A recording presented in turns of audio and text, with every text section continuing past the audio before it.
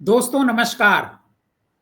DNM चर्चा में आपका स्वागत है। आज दोपहर में चर्चा नहीं हो पाई तो आज 5 बजे चर्चा हो रही है। आज संडे का दिन था। आज बहुत बड़ी खबर है बिहार चुनाव को लेकर के। बिहार में अनंत सिंह उर्फ छोटे सरकार गिरफ्तार कर लिए गए हैं। देर रात आधी रात के आसपास उनकी गिरफ्तारी होती है और गिरफ्तारी बहुत मैनेज तरीके से होती है। मोकामा में उनको पकड़ा जाता है उनके घर से और फिर पटना ले आया जाता है। आखिर अनंत सिंह उर्फ छोटे सरकार की गिरफ्तारी आज किसके कहने पर हुई? क्योंकि अनंत सिंह नीतीश कुमार जो मुख्यमंत्री हैं उत्तर बिहार के, उनके बहुत ही करीबी हैं। आज प्रधानमंत्री नरेंद्र मोदी की वहां पर रोड शो होने वाला है पटना में।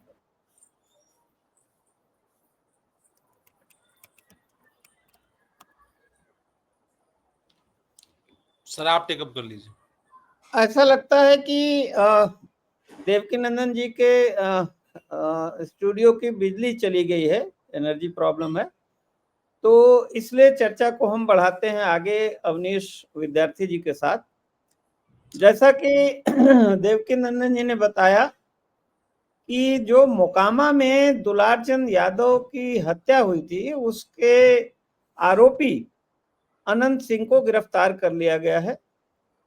और चर्चा इस बात की है कि चूंकि आज पटना में प्रधानमंत्री का रोड शो होने वाला था, रोड शो, इसकी वजह से बीजेपी के दबाव पे गिरफ्तारी हुई है। और कहा यह जाता है कि मुख्यमंत्री नीतीश कुमार उनकी गिरफ्तारी नहीं चाहते थे, लेकिन दबाव में उनको करना पड़ी गिरफ्तारी। और आपके पास क्या जानकारी है अवनीश जी इस सिलसिले में कि गिरफ्तारी क्यों हुई उनकी? वैसे नेचुरल कोर्स में गिरफ्तारी होनी चाहिए, अगर वो अभियुक्त हैं तो होनी ही चाहिए, लेकिन क्या कहा बिहार के डीजी ने, एसपी ने, पटना के पुलिस कप्तान ने, या और क्या सूचनाएं हैं कि भाई किसके दबाव में हुई या ये नॉर्मल प्रक्रिया में हुई गिरफ्तारी? ये देखिए सर, दो चीजें इसमें समझनी होगी। पहले बाद वाले सवाल का जवाब दे देता हूं मैं कि ये नेचुरल कोर्स में हुई अरेस्ट थी या नहीं थी। इस बात को समझने के लिए समझना होगा कि जब ये घटना हुई, घटना होने के बाद किस तरीके का घटनाक्रम रहा, वहां पर एफआईआर कैसे दर्ज हुई, कैसे पोस्टमार्टम हुआ, फिर आगे क्रिमिनेशन किस तरीके से हुआ, कैसे वहां पर जो है रोड शो निकाला लंबी चौड़ी गाड़ियों के साथ वहां पर अनंत सिंह ने, और उसके बाद उसमें भी जो है नारेबाजी हुई। कल एक बुरा प्रदर्शन जो है वहां किया गया। इसके साथ साथ खुद अनंत सिंह ने इस बात को स्वीकार किया कि जब वो कॉन्वॉय के साथ जा रहे थे वहां पर, और उनके साथ 30-40 गाड़ियां थी, और इसी तरीके से जो भिड़ंत हुई उसके बाद जो वीडियोज वायरल हुए, कुछ फोटोग्राफ्स वायरल हुए, ये तमाम चीजें पिछले 2 दिन से चल रही थी और सोशल मीडिया पर चुनाव आयोग और उसकी भूमिका को लेकर के बहुत गंभीर सवाल उठ रहे थे। अब एक तरफ प्रधानमंत्री की पटना में उनका रोड शो, और दूसरी तरफ तेजस्वी यादव का मोकामा में ही करीब 1:30-1:45 बजे उनकी चुनावी सभा थी जो हो चुकी है। चुनावी सभा में भी पहुंचना था मोकामा। तो ये मुद्दा बन सकता था। मुद्दा सिर्फ इस नाते नहीं बन सकता था, बल्कि इस नाते भी बन सकता था कि ये सरकार जो लॉ एंड ऑर्डर को लेकर के, जंगल राज को लेकर के आरजेडी और महागठबंधन को घेरने की कोशिश करी। आज भी प्रधानमंत्री ने वो कट्टा वाली बात जो है वो दोहराई और कहा कि कांग्रेस की कनपट्टी पर जो है कट्टा रख करके आरजेडी वालों ने सीएम की हत्या ली। ये शब्द है उनके, उन्होंने ये शब्द इस्तेमाल किया है। और उसके साथ तो ये बात आप तभी कह पाएंगे जब आप कोई चीज जो है सामने रखेंगे। तो इसी चीज को लेकर के जैसे आपने कहा कि नीतीश कुमार के चहेते हैं अनंत सिंह, बार बार उनको अनंत सिंह को नीतीश कुमार ने प्रोटेक्ट किया है, लिहाजा वो नहीं चाहते थे कि ये गिरफ्तारी हो। लेकिन चूंकि प्रधानमंत्री के दौरे की बात थी, उनकी इमेज की बात थी, चुनाव आयोग की इमेज की बात थी, और इसीलिए देखिए कल एक आज कार्यक्रम में पहुंचे ज्ञानेश कुमार, उन्होंने स्टेटमेंट देना पड़ा उनको। उन्होंने कहा कि भाई हम नहीं बर्दाश्त कर सकते इस चीज को, और जो भी इस तरीके से आचार संहिता का उल्लंघन करेगा हम कार्रवाई करेंगे। बात उलट है कि बिहार के अंदर हम लगातार वो दृश्य देख रहे हैं जो पहली नजर से ही दिखाई पड़ता है कि कानून व्यवस्था का उल्लंघन है, लेकिन कोई कार्रवाई चुनाव आयोग की तरफ से वहां पर नहीं की जा रही है। अब क्या हुआ, कल अचानक देर रात ये हुआ। कल शाम को रोड शो किया उसी मोकामा शहर में अनंत सिंह ने जब रोड शो कर लिया और वो अपने घर कारगिल मार्केट पहुंचे, जो बाढ़ थाना क्षेत्र में पड़ता है, वहां पर जब वो पहुंचते हैं, फिर देर रात करीब 12 बजे के बाद वहां पर पटना के एसएसपी कार्तिकेय शर्मा पहुंचते हैं और उनके साथ पूरा दल बल होता है वहां पर जो है। लेकिन ये मुझे समझ में आता है कि जो जिस तरीके का पैदल मार्च और रोड शो अनंत सिंह ने जो है मार्केट में वहां पर किया था, उस रोड शो और उनके चहलकदमी से इस बात का इशारा मिल गया था कि कुछ तो गड़बड़ है, कुछ तो गड़बड़ है। मतलब उन्होंने एक दो बार ऐसे ही जनरल जो है कहा सुनी में कहा कि अब तो जो है मोकामा की जनता चुनाव लड़ेगी, मोकामा की जनता चुनाव लड़ेगी। दिन में भी उन्होंने ये बात कहा क्या होगा, बहुत सारे जेल चले जाएंगे, जेल से पहले जाके चुनाव लड़े हैं, फिर बाहर आ जाएंगे। ये उनका अपना टोन, जो पॉलिटिकल टोन है, वो उसी अंदाज में बोलते रहे। तो ये हुआ 12 बजे वहां पर एसएसपी पटना पहुंचे, पूरी टीम पहुंची और उसके बाद उस पूरी टीम ने जो है वो इस पूरी गिरफ्तारी का जो खाका था वो पहले ही खींच रखा था। प्रेस मीडिया को पटना में एसएसपी कार्यालय पर जमा किया गया था, उनको समय दिया गया था कि जैसे ही अनंत सिंह को गिरफ्तार करके एसएसपी यहाँ लौटेंगे, डीएम और एसएसपी प्रेस कॉन्फ्रेंस करेंगे। उसके बाद करीब 1 घंटे के अंदर जो है ये लोग पटना पहुंचते हैं। उसके बाद करीब 1:30 पौने 2 बजे एक प्रेस कॉन्फ्रेंस जो है वो पटना के 2 बजे के आसपास जो है प्रेस कॉन्फ्रेंस पटना में एसएसपी आवास पर होती है। उस प्रेस कॉन्फ्रेंस के अंदर एसएसपी और डीएम, ये पहले तो डीएम ये भूमिका रखते हैं कि कानून व्यवस्था को हम बिगड़ने नहीं देंगे, सभी जो कैंडिडेट्स हैं वो चाहे बाहुबली हो ना हो उनके साथ सिक्योरिटी लगाएंगे, कैमरा लगाएंगे, हम एफआईआर करेंगे, जेल में बंद करेंगे, गाड़ी सीज करेंगे, इस तरह की चीजें करेंगे जो अब तक उन्होंने नहीं की थी। लेकिन और फिर एसएसपी सामने आए और उन्होंने बताया कि हमने अनंत सिंह को और उनके साथ 2 और लोगों को जो इस घटना में संलिप्त उनको दिखाई पड़ रहे हैं, प्रथम दृष्टया जो इन्वेस्टिगेशन उन्होंने की है उसके आधार पर हमने उनको गिरफ्तार किया है। और हम उन्होंने ये भी नहीं कहा कि हम उनको पुलिस कस्टडी में ले, वहीं पर उन्होंने कह दिया कि वो उनको जुडिशियल कस्टडी में भेजने जा रहे हैं। आज उनको जुडिशियल कस्टडी में भेज भी दिया गया है। तो ये पूरा घटनाक्रम रहा जो कल तो जुडिशियल कस्टडी का मतलब होता है जेल, सीधे जेल भेज दिया गया है। और वो कानून भी है कि 24 घंटे के अंदर आपको भेजना होता है। अगर कोई अलग से आप, और वो भी अगर आपको रिमांड लेना है, पूछताछ करनी है तो अलग बात है। देवकीनंदन मिश्रा जी, आप इस संबंध में कोई वीडियो वगैरह दिखाना चाहते हैं कुछ? और आप कल रात का जो घटनाक्रम रहा उसका वीडियो अगर नहीं, वीडियो तो दिखा देता, लेकिन चूंकि लाइट चली गई, लाइट अभी भी नहीं है, अच्छा, तो वीडियो तो अभी नहीं दिखा सकते हैं। लेकिन मैं आपको बताता हूं कि आखिर अनंत सिंह उर्फ छोटे सरकार की गिरफ्तारी क्यों जरूरी थी मतलब इस समय। अगर ये गिरफ्तारी नहीं होती तो जो एनडीए है उस पर सवाल खड़े हो रहे हैं। क्योंकि आज तेजस्वी ने सुबह जब अपने कैंपेन के लिए वो निकलते हैं तो मीडिया से बात करते हैं, और उस दौरान तेजस्वी यादव कहते हैं कि आज प्रधानमंत्री मोदी यहाँ आ रहे हैं, और उन्होंने एक घोषणा की कि सरकार बनने के बाद वो 1 महीने के भीतर बिहार में जितने भी अपराधी हैं, माफिया हैं, उन सबको जेल के भीतर डाल देंगे। ये कोई छोटा मोटा बयान नहीं है। जिस आरजेडी पर ये चस्पा करने की कोशिश की जा रही है कि 20 साल पहले आरजेडी की सरकार में जंगल राज था, लालू यादव की सरकार में जंगल राज था, उस जंगल राज के खिलाफ ये बात है तेजस्वी यादव की। तो तेजस्वी यादव की बात, और राहुल गांधी को भी आज पहुंचना था, तो बहुत बड़ा दबाव इलेक्शन कमीशन को लेकर पर था, और सरकार पर भी था, और खासकर बीजेपी पर भी था। इस वजह से अनंत सिंह की गिरफ्तारी होनी थी। लेकिन अनंत सिंह की गिरफ्तारी से वहां जो राजनीतिक माहौल है मोकामा का, वो इस बार थोड़ा अलग तरीके से हो रहा है। अच्छा, जिन दर्शकों को इसकी बैकग्राउंड नहीं पता है कि मोकामा सीट कितनी इम्पोर्टेंट है और उसमें अनंत सिंह कौन है, दुलार चंद यादव कौन है जिनकी हत्या हुई है, थोड़ा सा बैकग्राउंड बताइएगा इसमें। जी, थोड़ा सूरजभान के बारे में भी, जी, दुलार चंद यादव आरजेडी के वर्कर रहे हैं और आरजेडी के लिए लगातार वो काम करते रहे हैं। दुलार चंद यादव ने अभी कुछ दिन पहले थोड़ा वो हंसी मजाक करके गाने भी गाते हैं। दुलार चंद यादव ने कुछ दिन पहले प्रधानमंत्री नरेंद्र मोदी की पत्नी को लेकर के एक छोटा सा गाना बनाया था जो बड़ा चर्चित हुआ था। चुनाव से ठीक पहले दुलार चंद यादव ने जो अनंत सिंह है छोटे सरकार, उनकी पत्नी को लेकर के भी एक गाना बनाया था, और वो भी बड़ा अशोभनीय चर्चित टिप्पणी हुआ की था। थी उनकी पत्नी के और को उसमें लेकर के एक तरीके से अशोभनीय कहा जाएगा कि अशोभनीय टिप्पणी की थी उनकी पत्नी को लेकर के। तो हम्म, अनंत सिंह और दुलार चंद यादव, या बल्कि मैं कहूं यादवों के बीच बहुत पुरानी जो है एक तरीके की दुश्मनी रही है। क्योंकि एक व्यक्ति पुटुस यादव की हत्या हुई थी करीब आज से 20 साल पहले।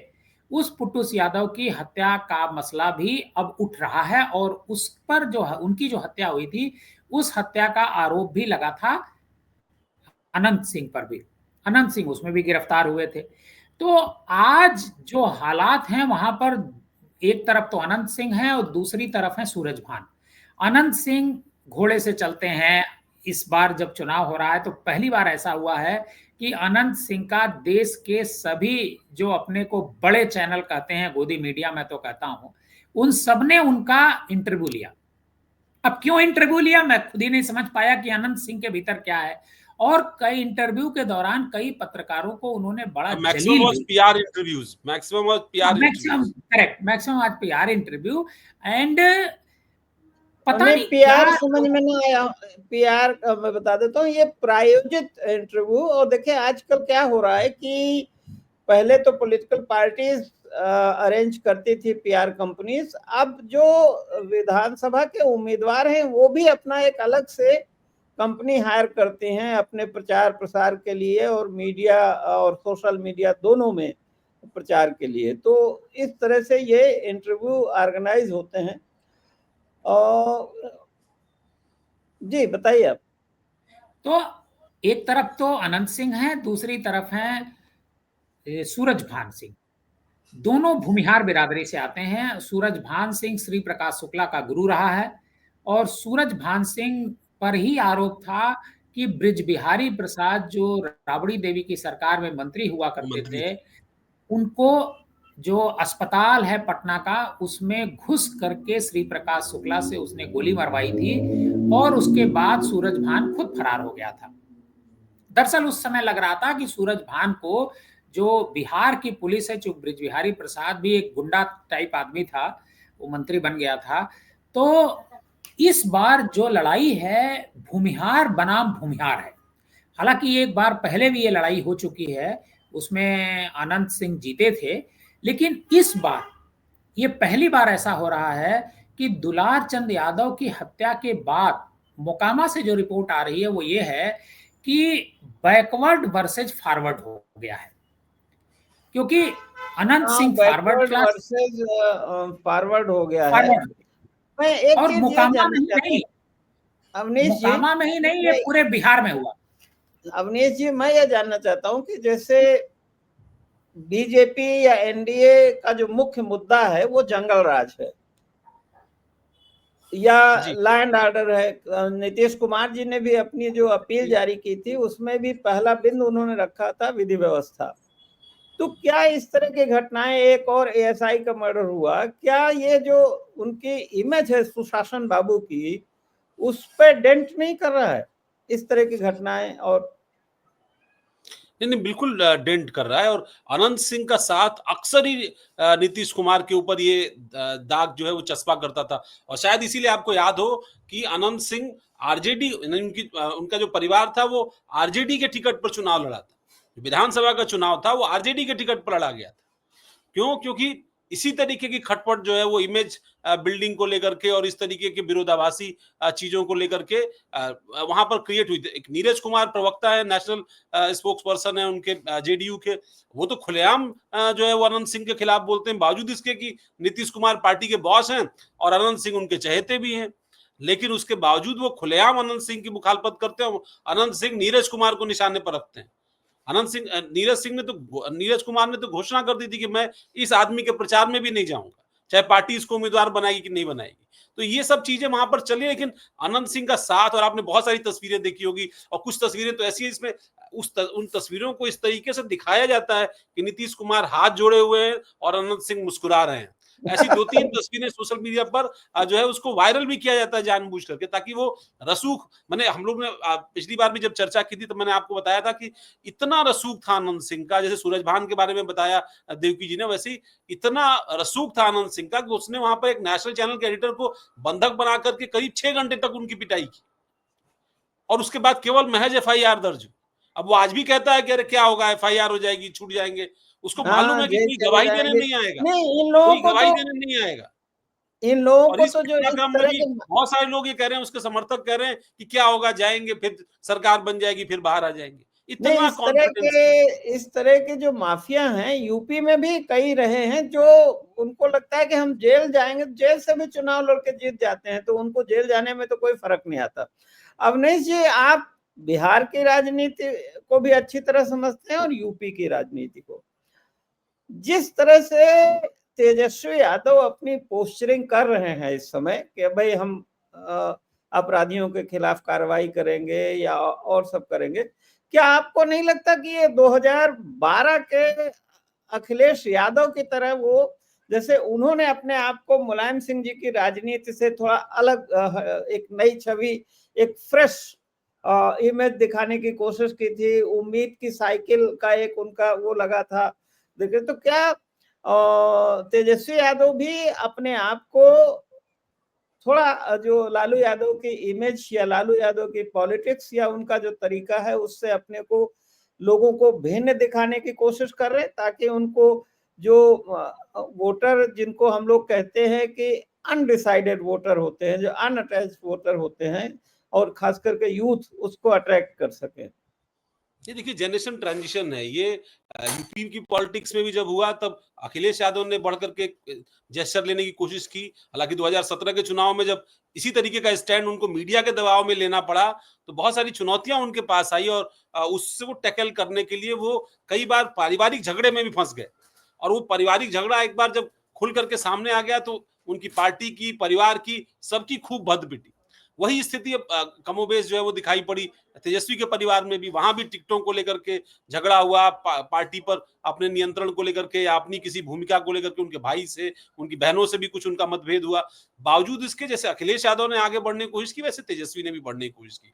दूसरी बात क्या है कि जहां तक इमेज की बात है, बात बिल्कुल सही, और आज से नहीं, 2015 के चुनाव से ही अगर आप नजर रखें, क्योंकि 2005 और 10 का चुनाव बुरी तरीके से हारने के बाद आरजेडी के नेताओं को और लालू प्रसाद यादव को, चूंकि वो राजनीति में मजे हुए खिलाड़ी हैं, उनको इस बात की पूरी एक तरीके से उनको समझ में आ गया था कि उनके नाम पर कम से कम बिहार की जनता राज्य में शासन करने का अधिकार तो आरजेडी को नहीं देगी। एक आधार बना रहेगा, पार्टी लड़ाई में बनी रहेगी, पार्टी अच्छी मतलब एमवाई का जो समीकरण है उसको तो मेंटेन कर पाएगी, लेकिन वो जो 2%, 3% ज्यादा चाहिए होती है सत्ता में आने के लिए, वो प्रतिशत लाना मुश्किल हो जाएगा। तो इस बात के लिए ही ये 15 के चुनाव में भी लालू राबड़ी धीरे धीरे किनारे, राबड़ी देवी फिर भी सामने आई, लेकिन लालू प्रसाद यादव पीछे से ही प्रबंधन करते नजर आए। ठीक 20 के चुनाव में आप देखिए तो उनकी फोटो जो है वो ऊपर जाकर के छोटी सी हो गई, जितनी बड़ी लालटेन ऊपर दिखती है उतनी बड़े लालू प्रसाद यादव और जो है पूरे बाकी लोगों की भी तस्वीर उतनी बड़ी दिखाई देती है।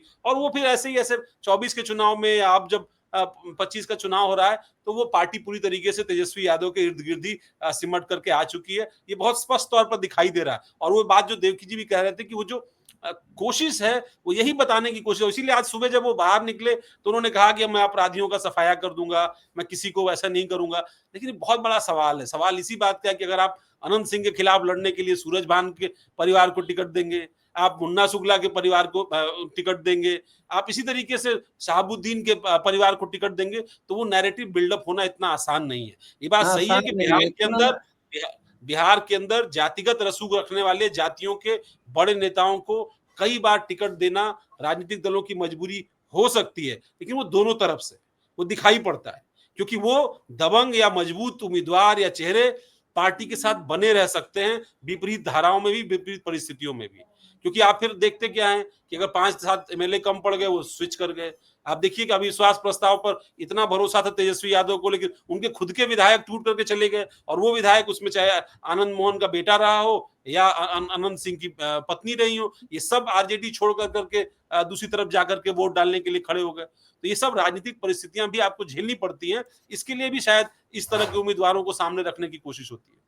देवकी नंदन जी, हमारे एक श्रोता हैं धनेश्वर ठाकुर साहब, वो आपकी बड़ी तारीफ कर रहे हैं। उनका कहना है कि देवकी नंदन जी बड़ी बेबाकी और निर्भीक होकर बोल रहे हैं, और मिश्रा जी के प्रेशर में सरकार गिरफ्तार किए गए हैं, छोटे सरकार। तो आप ही को कहीं ऐसा ना हो कि छोटे सरकार आपको निशाने पे ले लेकर। पुराने फैन है लगता है।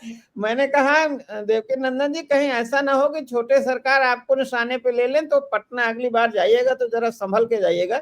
और ये बताइए मुझे कि ये जो मोकामा, ये पूरे बिहार चुनाव का जो नैरेटिव चल रहा था, उसमें ये जो मोकामा में हत्याकांड हो गया दुलार चंद यादव का, फिर ये जो गिरफ्तारी में पहले हीला हवाली हुई, फिर ये सब गिरफ्तारी हुई, इसका चुनाव पे आपको लगता है कि कोई लार्जर इम्पैक्ट पड़ेगा? देखिए, लार्जर इम्पैक्ट पड़ना चाहिए, क्योंकि जो मैं आपको थोड़ा सा डेटा दे दूं, बिहार में करीब 63% जो पॉपुलेशन है वो ओबीसी की है, मतलब बैकवर्ड क्लास की है। और उसके अलावा करीब 17% लोग अल्पसंख्यक समुदाय से आते हैं। तो इसके बाद फॉरवर्ड क्लास बसता है, जो भूमिहार हैं, ब्राह्मण हैं, ठाकुर हैं, कायस्थ हैं, बनिया वैश्य समाज के लोग हैं। 20% लोग फॉरवर्ड क्लास के आते हैं। लेकिन जो आप बिहार की पूरी अगर आप हिस्ट्री देखेंगे तो सबसे ज्यादा मुख्यमंत्री फॉरवर्ड क्लास के रहे हैं। कांग्रेस के जमाने में जो पहले मुख्यमंत्री थे बिहार के, जो आजादी से पहले थे, कृष्ण सिंह, वो भी फॉरवर्ड क्लास से आते थे, भूमिहार समाज से आते थे। आजाद जब भारत हुआ उसके बाद जब बिहार बना तब भी वही मुख्यमंत्री बने और लंबे समय तक रहे। लेकिन अब पॉलिटिक्स बदल गई है। 35 साल से बिहार में बैकवर्ड क्लास के चीफ मिनिस्टर हैं। लालू यादव का राज शुरू होता है, राबड़ी देवी बनती हैं, फिर हम पार्टी वाले बनते हैं, उसके बाद ये बनते हैं, नीतीश कुमार बनते हैं। मतलब तो उसके बाद 4 चीफ मिनिस्टर बनते हैं और चारों चीफ मिनिस्टर बैकवर्ड क्लास से आते हैं। मतलब बिहार अब बैकवर्ड क्लास की एक तरीके से कहेंगे कि प्रयोगशाला है। शायद ही देश में कोई ऐसा राज्य होगा जहां 63% बैकवर्ड क्लास और शेड्यूल कास्ट मिला करके लोग रहते होंगे। शायद ही कोई ऐसा राज्य हो। उत्तर प्रदेश में ऐसा नहीं है। तो बैकवर्ड क्लास का ही कोई मुख्यमंत्री बनेगा, इसमें कहीं कोई दो राय है नहीं। और दुलार चंद यादव भी उसी बैकवर्ड क्लास से आते हैं जिनका मर्डर हुआ। और उनका मर्डर किया किसने? एक भूमिहार समाज के एक व्यक्ति ने। भूमिहार समाज पहले से ही जो फॉरवर्ड क्लास का जो वोटर है वो बीजेपी के साथ रहता है। बिहार में भी ऐसा है, पूरे उत्तर प्रदेश में भी ऐसा है। तो जो जेडीयू और बिहार बीजेपी की जो एक तरीके से बॉन्डिंग है, वो बॉन्डिंग ये है कि बैकवर्ड क्लास को नीतीश कुमार जुटाते हैं और फॉरवर्ड क्लास को बीजेपी जुटाती है। इस आधार पर दोनों का गठबंधन ये बनता है। लेकिन बैकवर्ड क्लास जब तेजस्वी का उदय होता है 2015 में, जैसा अवनीश जी बता रहे थे, 2015 में जब वो आते हैं, उसके बाद बैकवर्ड क्लास तेजस्वी की तरफ आकर्षित होता है। लेकिन इस बार का जो चुनाव है सिर्फ जाति तो है ही है, बिना बिहार में बिना जाति के कुछ हो नहीं सकता है, बिहार और उत्तर प्रदेश खासकर। लेकिन इस बार बिहार में क्या मैं बहुत लंबे समय बाद कोई चुनावी मुद्दा देख पा रहा हूं कि बेरोजगारी और पलायन सबसे बड़ा मुद्दा है।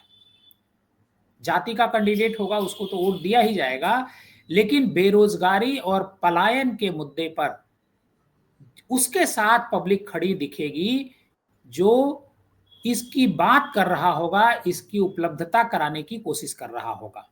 लेकिन जहां तक बात का सवाल है, एक सेकंड, जहां तक बात का सवाल है, तो मैं देख रहा था कि राहुल गांधी ने नीतीश कुमार जी से 3 सवाल जो पूछे हैं, वो यही पूछे हैं कि भाई बिहार के लोग न केवल दिल्ली, बंबई बल्कि दुबई तक में जाके सारा इंफ्रास्ट्रक्चर और शहर डेवलप करते हैं, लेकिन उनको बिहार में रोजगार नहीं मिलता। दूसरे उन्होंने सवाल शिक्षा के संबंधित किया और तीसरा इलाज का किया कि दिल्ली एम्स में जाना पड़ता है। तो क्या हम ये मानेंगे खाली मुद्दा उठा देने से कि जो इसका मुद्दा उठाएगा उसको फायदा मिल जाएगा? क्या आपको लगता है कि इसका कांग्रेस को कोई लाभ मिलेगा? क्योंकि कांग्रेस बहुत जोर शोर से ये मुद्दे उठाती है। अवनीश जी, देखिए केवल उठाने भर से लाभ नहीं मिलता है क्या कि मैंने एक प्रोग्राम में शायद इस आपके प्रोग्राम में कहा था या कहाँ कहा था, किसी और हो सकता प्रोग्राम में कहा हूं, जब 17 महीने के लिए नीतीश कुमार की सरकार आरजेडी के साथ बनती है तो मुख्यमंत्री तो नीतीश कुमार ही होते हैं, लेकिन डिप्टी चीफ मिनिस्टर होते हैं तेजस्वी यादव। और उसी दौरान 1,65,000 से ज्यादा लोगों की भर्ती होती है, सरकारी भर्ती होती है। और जो सरकारी भर्ती होती है उसके लिए बाकायदे एक प्रोग्राम आयोजित किया जाता है नियुक्ति पत्र वितरण का, जो अब एक चलन हो गया है गांधी मैदान। तो गांधी मैदान में जो ये होता है उसका पूरा क्रेडिट नीतीश कुमार को नहीं मिलता है, जिन्होंने 20 साल मुख्यमंत्री पद पर गुजारे हैं। उसका क्रेडिट उस 17 महीने वाले आरजेडी के तेजस्वी यादव को मिलता है, क्योंकि इससे पहले कभी नहीं काम हुआ और उसके बाद भी नहीं हुआ। तो पब्लिक को ये भरोसा, ये तो क्या इसकी वजह एक्सप्लेन कर दीजिए। क्या ये जो नियुक्तियां हुई थी ये मुख्यतः तेजस्वी यादव के पास जो विभाग थे पोर्टफोलियो, ना ना ना ना ना ना ना ना ना ऐसा कुछ नहीं था। नहीं तो क्रेडिट तेजस्वी ने कैसे लिया? देखिए क्रेडिट उसकी वजह थी कि 2020 के चुनाव में तेजस्वी यादव ने सरकारी नौकरियों का मुद्दा सामने रखा था पब्लिक के, और ये वादा किया था कि अगर वो मुख्यमंत्री बनेंगे, उनकी सरकार बनेगी तो इस चीज को किया जाएगा। अब जब गठबंधन के लिए नीतीश कुमार आरजेडी के दरवाजे पर पहुंचे और कहा कि बीजेपी हमारी पार्टी खा जाएगी, और उनके विधायक दल की बैठक में जब आरजेडी वालों के वहां पहुंचे तो उन्होंने ये बात सामने रखी, तब तेजस्वी यादव तैयार नहीं थे।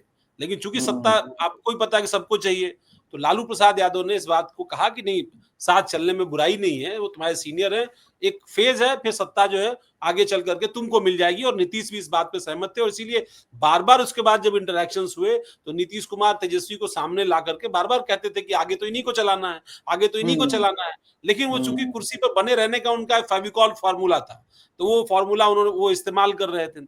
लेकिन उन्होंने जो ये एम्प्लॉयमेंट वाली बात थी, तेजस्वी से पूछा जाता था, नीतीश से कोई नहीं पूछता था।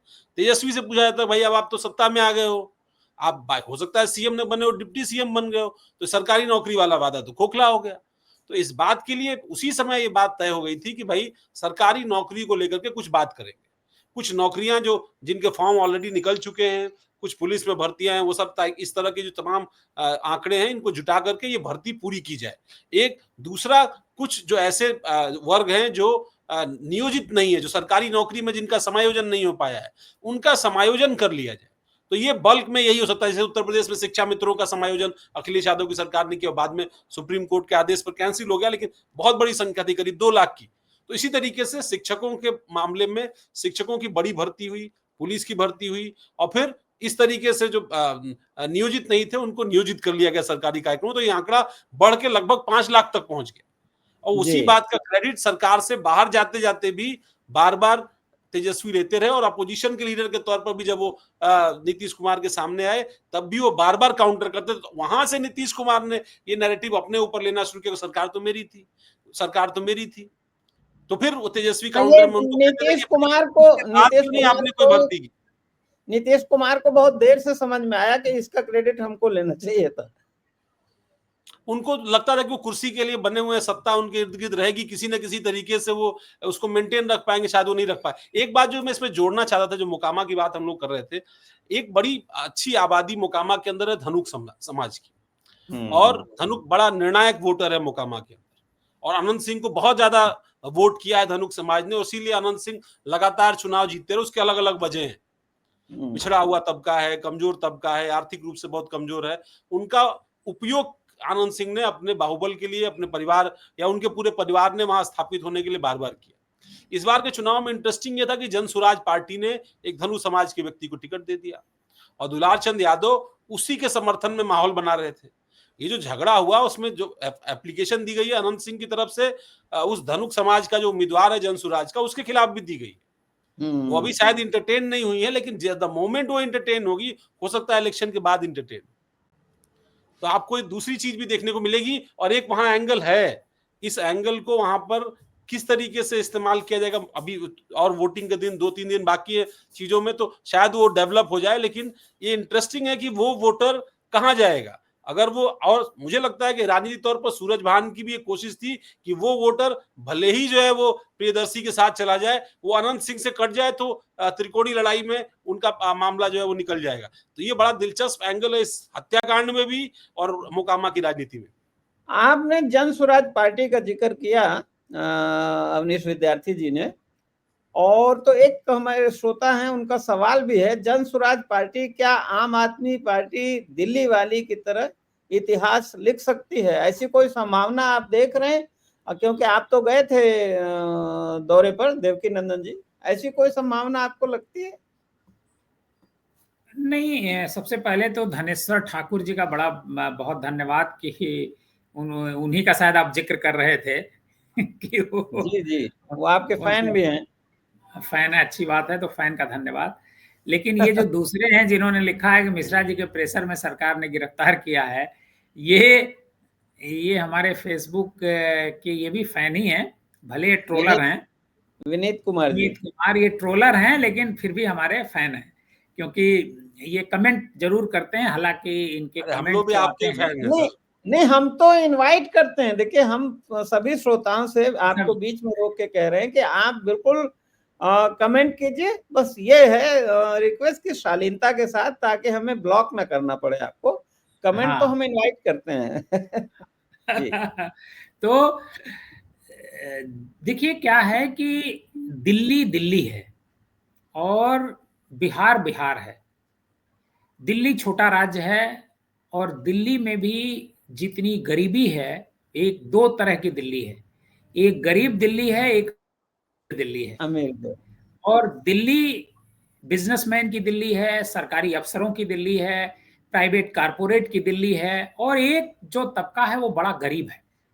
और अन्ना आंदोलन का भी एक तरह से वो हेडक्वार्टर समझ लीजिए ना। हाँ, हो रहा।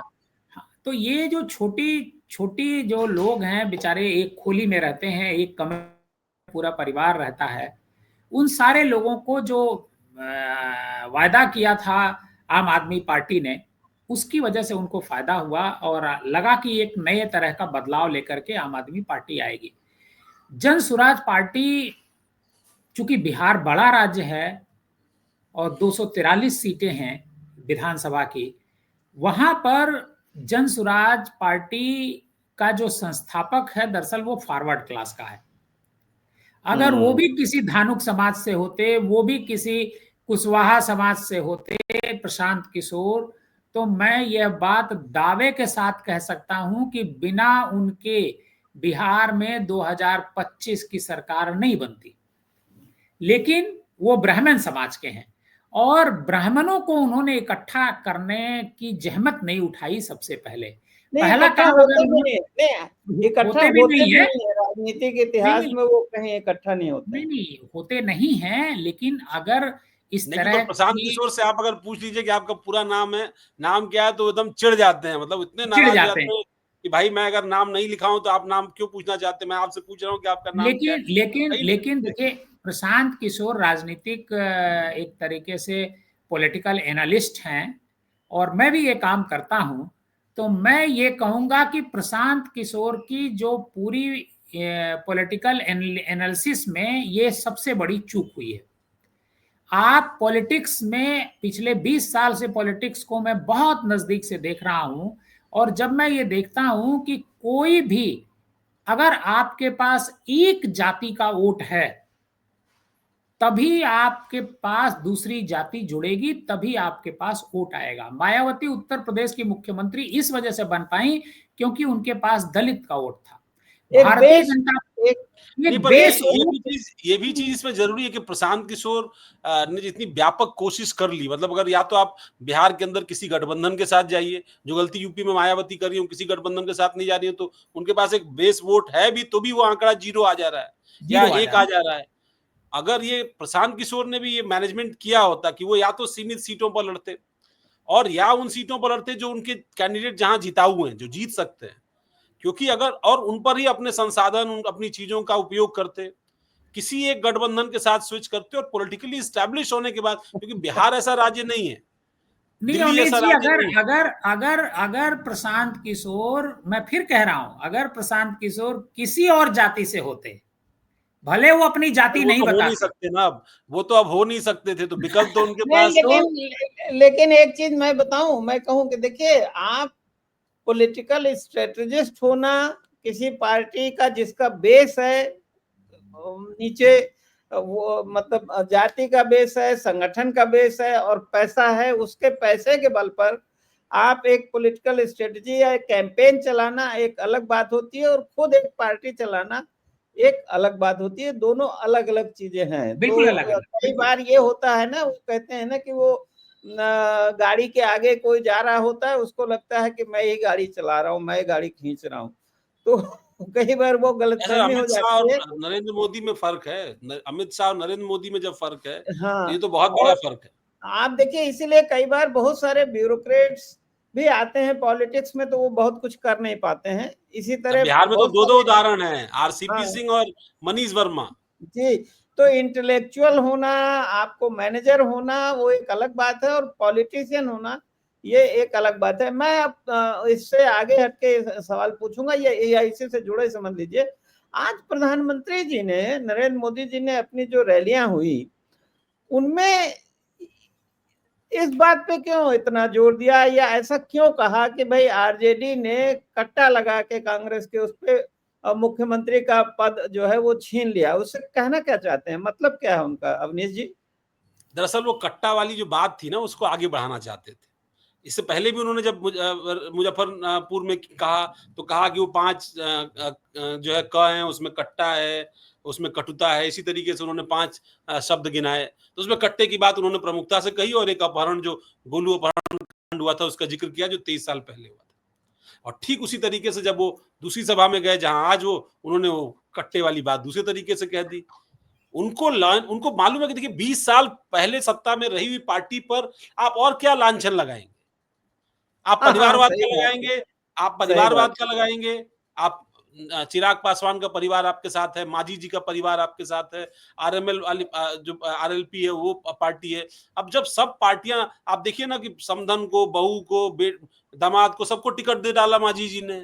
वैसे ही जो कि आप जो है अपने भतीजे को और किसको, भांजे को, किसको किसको टिकट चिराग पासवान ने दे डाला है। उनके खुद के अरे बहनोई चिराग सांसद है पासवान, जमुई से। तो वही मैं कह चिराग रहा हूँ, तो पासवान खुद ही परिवार की राजनीति की देन है ना, और उनका अपना। उनके पूरे परिवार में कम से कम 4-5 लोग हैं जो सांसद रह चुके, विधायक रह चुके, अलग अलग तरीके से। उनके भाई, उनके जो रामचंद्र पासवान हो, चाहे जो पशुपति पारस रहे, उनके बेटे प्रिंस राज, ये सब एमपी रह चुके लोकसभा के। तो अब परिवारवाद पर भी कैसे बोलेंगे? तो आप ले दे करके जो लालू राज का खौफ, जो लॉ एंड ऑर्डर की कहानियां हैं, वो चाहे शहाबुद्दीन के समय की वो तेजाब वाली घटना हो, चाहे जैसे जो है पटना के अस्पताल में किस तरीके से वहां पर AK-47 चली, किस तरीके से आतंक का राज था, कैसे मीसा भारती की शादी में गाड़ियां जो है उस शोरूम से खींच ली गई। ये जो पुरानी घटनाएं 2 दशक पुरानी है, उन्हीं का खौफ, उन्हीं का डर। इसीलिए आप देखिए, चाहे वो हो चाहे नीतीश कुमार भी जहां से बात शुरू इसलिए करते हैं, वो कहते हैं कुछ था 2005 से पहले, कोई लॉ नहीं, एंड वो ऑर्डर था, महिला मुझे निकलती थी। लगता है कि यूपी और बिहार दोनों में भाजपा यही अपना ट्रम्प कार्ड समझती है कि साहब जंगल राज, गुंडा राज आ जाएगा, इसलिए हमको ही आप बनाए रखिए इस डर से। एक आप दोनों जो हमारे पैनलिस्ट हैं, वो यूपी की राजनीति भी समझते हैं और बिहार की भी समझते हैं। मैं जरा एक कमेंट आपसे लेना चाहूंगा कि अखिलेश यादव और मायावती, इन दोनों की क्या भूमिका वहां चल रही है इस समय? क्या रोल निभा रहे हैं? जा रहे हैं, अखिलेश तो जा रहे हैं, प्रचार करने भी गए हैं। मैं आपको उससे पहले जो है मैं प्रधानमंत्री जी का रोड शो दिखाना चाहता हूँ। हाँ, जरूर जरूर, आपके यहाँ बिजली आ प्रधानमंत्री जी गई, का दिखा दीजिए आप। रोड शो शुरू हो गया है। या रोड शो हम इसके बाद भी दिखा सकते हैं। नहीं, हम इसी में दिखा दे रहे हैं उसका ये एक। सवाल ले लेते हैं ना अवनीश जी से, ये सवाल छोटा सा करने ले के लिए लेते हैं फिर। पहुंचते हैं। अच्छा चलिए। और हाँ, ये आप ले तस्वीरें लीजिए। अपने आप में उन 11 वर्षों को साफ तौर पर दिखाती हैं कि किस तरह से जो प्रगतिशील भारत है उसकी प्रगति किस तरह से और देखिए, तेज होती पटना हुई में नजर रोड आई। शो आप चल रहा है देखिए प्रधानमंत्री का। आरती भी किस तरह से प्रधानमंत्री की दूर से महिलाएं ही अभिवादन छत कर पर रही हैं, यहाँ छत से से ऊपर, उतारी जा छत के रही है ऊपर कि से प्रधानमंत्री जब उनके बीच हैं। तो उनका इस जो तरह की चुनाव तस्वीरें निशान अपने है वो आप में हाथ में अद्भुत लिए होती हुए। हैं, ललन अतुलनीय सिंह उनके होती हैं। बगल में ये है। अपने आप में विगत ललन में सिंह ऐसी केंद्रीय तस्वीरें मंत्री सामने और आती जेडीयू हैं के जो बड़े दिखाती नेता। हैं लेकिन बड़ा कि इस दिलचस्प ये भारत है को कि इस सशक्त रोड करने शो के लिए, यहाँ के में लोगों को नीतीश सशक्त कुमार करने के नहीं लिए है। प्रधानमंत्री नरेंद्र मोदी ने कितना काम किया है।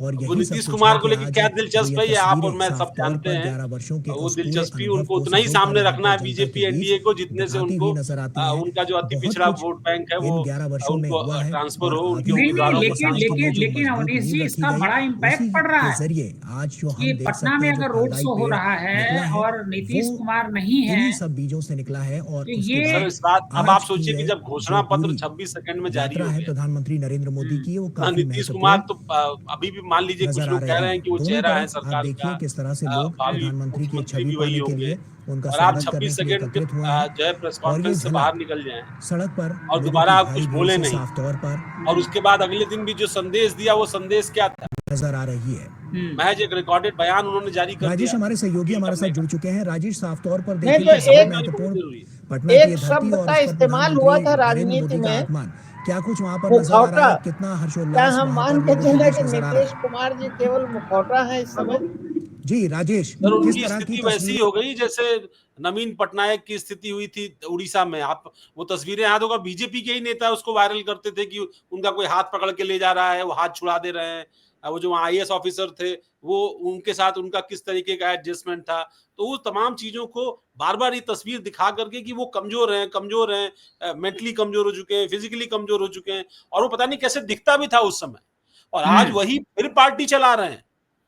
आज वही नवीन पटनायक फिर पार्टी चला रहे हैं। वो बाहर निकलते हैं, राज्यसभा के उम्मीदवार की घोषणा करते हैं, बाई इलेक्शन पोल के उम्मीदवार की घोषणा करते हैं, पार्टी की स्ट्रैटेजी की समर्थन तक की घोषणा वो बाहर निकल करके करते हैं। बीजेपी ने उनको इतना डेंट वहां पहुंचाया कि उनको आखिरकार लंबे समय तक सत्ता में रहने के बाद उखाड़ फेंका है।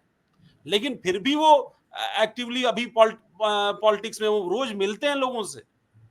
ये हैरानी वाली बात है कि उस लेकिन वक्त पता नहीं क्या हो गया था। आजकल डीप फेक का जमाना है। किसकी क्या इमेज कौन कैसे दिखाए, कैसे प्रचार को तोड़ मरोड़ के करे, इसका कोई भरोसा नहीं। बहरहाल मैं अपने उस सवाल पे लौटता हूं कि अखिलेश यादव वहां जा रहे हैं प्रचार करने, और अखिलेश यादव ने ये कहा भी कि हम तेजस्वी को बनाएंगे, जो है वो मुख्यमंत्री बनाएंगे, और उनके पीडीए जा रहा है, उनके लोग जा रहे हैं। तो अखिलेश यादव का वहां कोई इम्पैक्ट है? क्या हो रहा है? किस तरह की भूमिका निभा रहे हैं वो? नहीं, देखिए, अखिलेश यादव लगातार, पहले उनकी सभाएं 3 दिन होनी थी, अब वो 3 दिन से बढ़कर 6 दिन हो रही है। तो मतलब इम्पैक्ट है तभी 6 दिन हो रही है। अखिलेश यादव को पता है कि योगी आदित्यनाथ भी वहां जा रहे हैं, और खासतौर पर तमाम सारे सीमावर्ती इलाकों में उनकी रैलियां खासतौर पर लगाई गई, और करीब 30-35 सभाएं वो भी करेंगे। चुनाव के बाद तुलना भी होगी इसके बाद, क्योंकि उत्तर प्रदेश का चुनाव भी है। अखिलेश यादव को भी पता है कि अगर बिहार में सरकार बदली तो केंद्र की सरकार कमजोर होगी, और केंद्र की सरकार और बिहार की सरकार बदली हुई जब पब्लिक को दिखाई देगी तो 27 में उनको सरकार की उम्मीद दिखाई पड़ेगी। ये जो उम्मीद है ना, ये सारा सर्कस करा रही है, सारी कोशिश करा रही है। जी जी मायावती जी। मायावती की भूमिका बिहार में बहुत सीमित है। वो जब उत्तर प्रदेश में सीमित हो गई है, तो बिहार के अंदर तो वो कुछ जगहों पर उनके उम्मीदवार जो खुद के दम पर है, जैसे बक्सर सदर से उनके एक उम्मीदवार है, पिछली बार भी अच्छा चुनाव लड़े थे। कुछ एक 2-3 और सीटें हैं जहां पर उनके उम्मीदवार ठीक ठाक चुनाव लड़ रहे हैं, ठीक ठाक उनका प्रदर्शन हो सकता है। वो कितना होगा, वो चुनाव जीत पाएंगे नहीं जीत पाएंगे, अगर जीत भी पाएंगे तो कोई एक आधी सीट, अदरवाइज कोई बहुत इंपैक्ट नहीं है। लेकिन चूंकि अखिलेश लड़ नहीं रहे हैं, वो आरजेडी और कांग्रेस के समर्थन में जा रहे हैं। आज वो खेसारी लाल यादव, जिनसे उनका भी बड़ा अच्छा रिश्ता है, उनके लिए छपरा सदर में पहुंच करके इस वक्त सभा कर रहे हैं। ऐसे ही योगी आदित्यनाथ लगातार जा रहे हैं, उनकी करीब 7-8 दिन लगातार, अभी 6 दिन और सभाएं योगी जी का आपने 2 बार जिक्र किया, जरा देवकी नंदन जी, योगी जी वहां जो भाषण कर रहे हैं और अपनी उपलब्धियां बता रहे हैं, तो मैंने कुछ लोगों के वहाँ टीवी चैनल्स पे बाइट सुनी, तो वो कह रहे हैं हमें योगी जी जैसा प्रधानमंत्री चाहिए। तो योगी जी वहाँ मजबूत करने जा रहे हैं बीजेपी को, या करने, या क्या करने जा रहे हैं? और उनका जो भाषण है उस पर आप कुछ कहना चाहेंगे? किस तरह की भाषा वो बोल रहे हैं? वो एक मतलब क्या, मतलब कम्युनल पोलराइजेशन के अलावा योगी जी के पास कुछ नहीं है, बस एक ही चीज वो कर सकते हैं। देखिए, योगी जी एक संत रहे हैं। रहे हैं अब नहीं नहीं नहीं, अब संत वाला मामला छोड़ दीजिए। संत और देखिए, योगी जी बीच में आपको मैं रोकूंगा, क्योंकि मैंने बहुत अयोध्या आंदोलन किया है कवर, या वैसे भी। तो देखिए, जो महंत और मुतवल्ली दो शब्द हैं, इनको लेके बड़ा कंफ्यूजन होता है।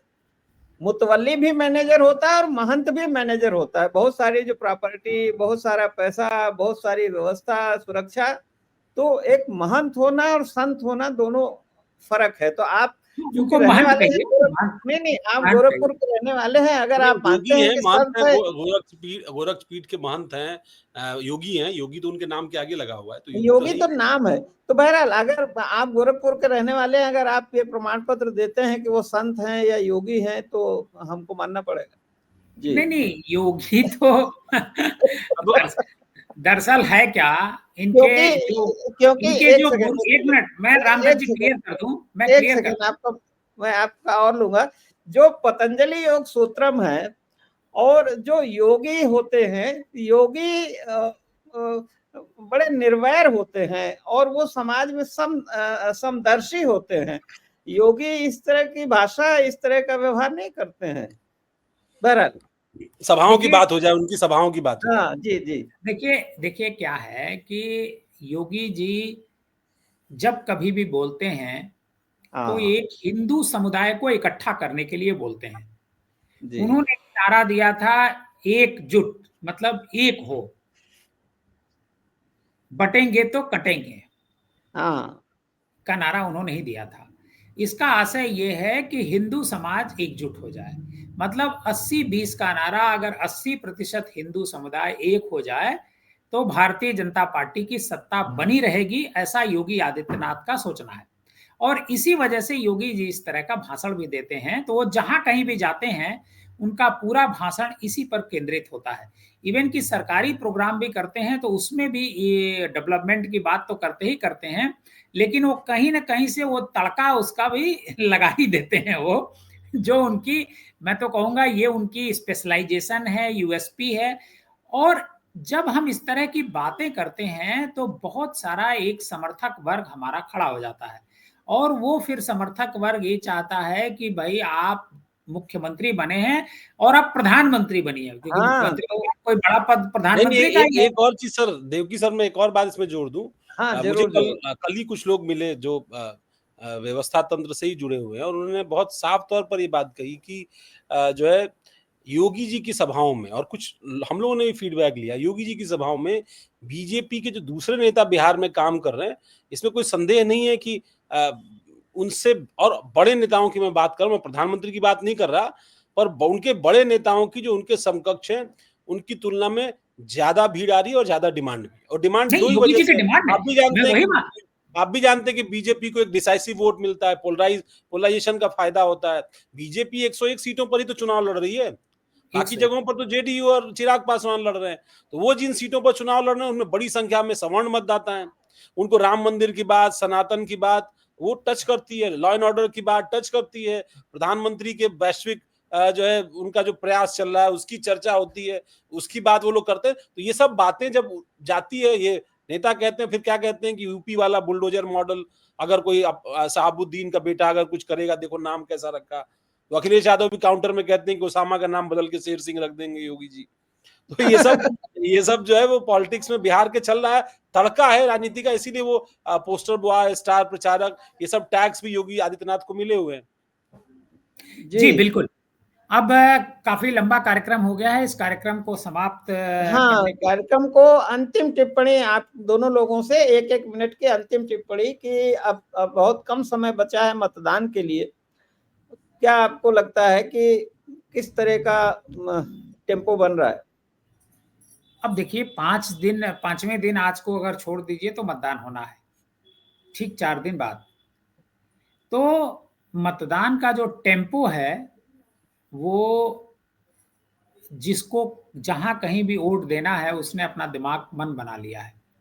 और मेरा ऐसा मानना है कि वोट जो है, जो 5% 10% फ्लोटिंग वोट होता है वही लास्ट आवर में चेंज होता है। वो रुख देख करके इधर उधर जाता है कि भाई इनको देना, ये जीत रहे हैं तो इनको दे दो, वोट मत खराब करो। लेकिन इस बार बिहार में मुझे ऐसा लग रहा है कि जन स्वराज पार्टी को भी वोट मिलेगा मुद्दों की वजह से। और जो नोटा जो लोग दबाते थे, नाराज लोग जो होते थे सरकार से, वो नोटा दबाते थे, मुझे लगता है कि मुद्दे को देखते हुए जन स्वराज पार्टी को देंगे और जन स्वराज पार्टी को भी ठीक ठाक वोट मिलेगा। लेकिन सीट कितनी जीतेगी यह एक बड़ा सवाल बिहार के चुनाव में है। और बिहार एक तरीके से वैसे तो जाति के प्रयोगशाला है, लेकिन मुझे ऐसा लगता है कि प्रशांत किशोर की भी राजनीति की प्रयोगशाला बिहार बनेगा, क्योंकि प्रशांत किशोर 2014 से आज करीब 11 साल हो गया। 11 साल में उनके बहुत सारे दावे हैं कि बहुत लोगों को चुनाव जिताया उन्होंने, लेकिन क्या खुद वो चुनाव जीत पाएंगे इसमें थोड़ा सा संदेह है। क्योंकि देखिए जब डॉक्टर क्या होता है कि अपना इलाज कभी नहीं करता है, नाई अपना बाल खुद नहीं बनाता है, वकील भी अपना केस नहीं लड़ता है। हाँ, वकील भी अपना केस नहीं लड़ता, दूसरे को देता है।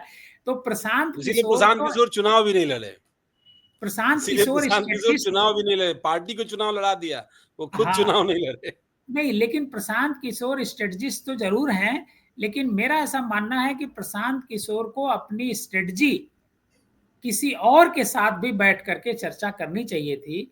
और हालांकि मैंने इस बारे में मैंने उनको एक बड़ा लंबा चौड़ा हम लोगों के साथ ही हैं, प्रशांत किशोर को संपर्क करना चाहिए तुरंत। नहीं, मैंने व्हाट्सएप किया था, उनका जवाब भी आया कि मैं आपसे संपर्क करूंगा, लेकिन उन्होंने किया नहीं। तो ये जब 3 साल पहले वो आए थे बिहार, तो सबसे बड़ी जो चूक उन्होंने की, मैं फिर कहूंगा, आप देखिएगा इस चूक पर चर्चा होगी, जो है 14 नवंबर के बाद इस चूक पर चर्चा होगी। और प्रशांत किशोर जब मिलेंगे तो मैं उनसे वे बात करूंगा भी, क्योंकि मेरी उनकी मुलाकातें 2 मुलाकात हो चुकी है, तो मैं इस पर चर्चा भी करूंगा। क्योंकि पॉलिटिक्स जो है, ये बात सही है जो रामदत्त जी ने कहा कि एक संगठन खड़ा होता है, एक पब्लिक उसके साथ एक फैन फॉलोइंग खड़ी होती है, उसमें थोड़ा बहुत इनपुट जो है करके कोई पार्टी जीत जाती है, कुछ सीटें बढ़ जाती हैं, कैंपेन हो जाता है, वो एक अलग चीज है। लेकिन किसी भी चीज को एस्टेब्लिश करना, पूरे सिस्टम को बनाना, लोगों को अपने साथ जुड़ना, क्यों लोग आपके साथ जुड़े, क्यों आपकी बात पर भरोसा करें, ये सब बहुत सारे सवाल है। लेकिन जहां जाति का सवाल आता है, जहां धर्म का सवाल आता है, वहां लोग जुड़ने शुरू हो जाते हैं। जी अवनीश जी, आपको क्या लगता है? मैं बस इसमें इतना ही जोड़ूंगा कि जो संदर्भ हम लोगों को मिल रहे हैं वो संदर्भ इसी तरीके के हैं कि बिहार का चुनाव 2020 के चुनाव की तरह ही क्लोज चुनाव है। वो चाहे कोई पार्टी, चाहे AIMIM का फैक्टर हो, चाहे PK फैक्टर हो, या चिराग पासवान का NDA के साथ आने का फैक्टर हो, या मुकेश सहनी का महागठबंधन के साथ चुनाव लड़ने का फैक्टर हो, तमाम फैक्टर्स के काम करने के बावजूद महागठबंधन और NDA बहुत क्लोज लड़ाई लड़ रहे हैं। बहुत सारी सीटें, करीब 20 से ज्यादा सीटें ऐसी होने जा रही हैं जिनमें 1000, 500, 300 से लेकर के 2000 तक का मतांतर होगा, और वो सीटें ही डिसाइसिव होंगी। ये कहा जा रहा है कि A गठबंधन या B गठबंधन के बीच में सीटों का अंतर 10 से 15 सीटों का ही बरकरार रहेगा। 105 से लेकर के 115 तक A गठबंधन जीत सकता है, और B गठबंधन जो है वो 115 से लेकर के 125 सीटों तक जीत सकता है। इससे ज्यादा 5 सीटें कम ज्यादा हो सकती हैं।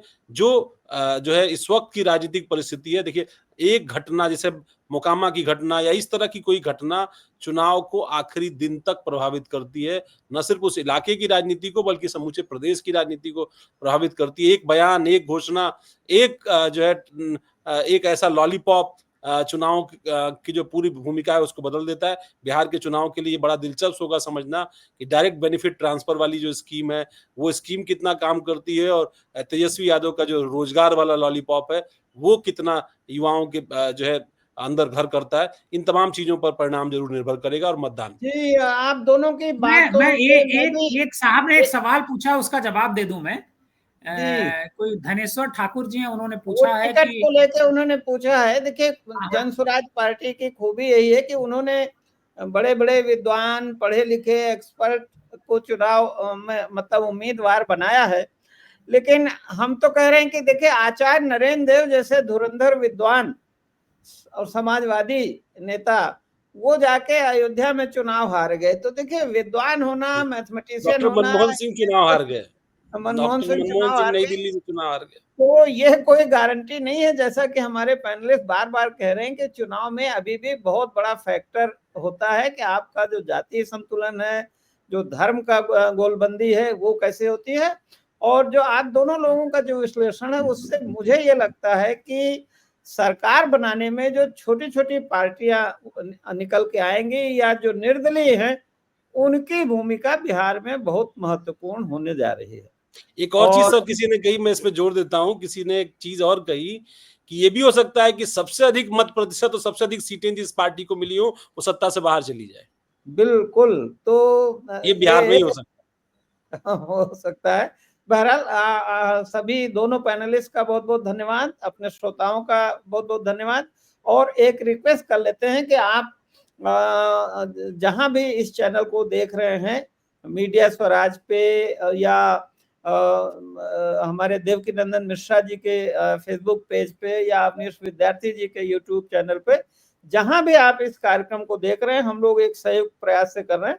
आप वहां उसको सब्सक्राइब कीजिए, शेयर कीजिए और अपनी टिप्पणी जरूर लिखिए। जब आप कमेंट करते हैं अच्छा या जो भी आपको लगता है, तो हम कोशिश करेंगे कि आपके कमेंट्स का जवाब भी दें।